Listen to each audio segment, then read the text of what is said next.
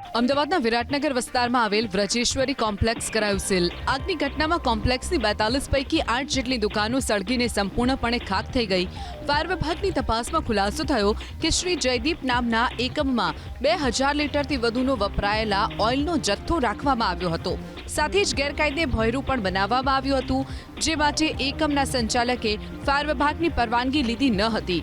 એટલું જ નહીં, ઓઇલ રાખવા માટે સંલગ્ન પ્રશાસનની મંજૂરી લીધી હતી કે કેમ તે અંગે પણ તપાસ કરવામાં આવશે. 45 વર્ષ જૂના કોમર્શિયલ સેન્ટરમાં વેપારીઓ પાસે રજા ચિઠ્ઠી અથવા બીયુ પરમિશન છે કે કેમ તે અંગે એસ્ટેટ વિભાગ તપાસ કરી રહ્યું છે.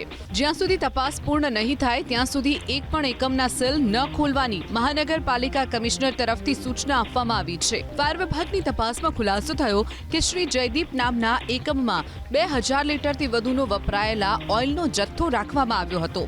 સાથે જ ગેરકાયદે ભોંયરું પણ બનાવવામાં આવ્યું હતું, જે માટે એકમના સંચાલકે ફાયર વિભાગની પરવાનગી લીધી ન હતી.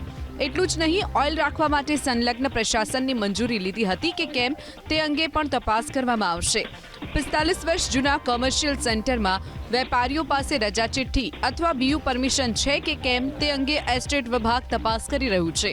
જ્યાં સુધી તપાસ પૂર્ણ નહીં થાય ત્યાં સુધી એક પણ એકમના સીલ ન ખોલવાની મહાનગરપાલિકા કમિશનર તરફથી સૂચના આપવામાં આવી છે.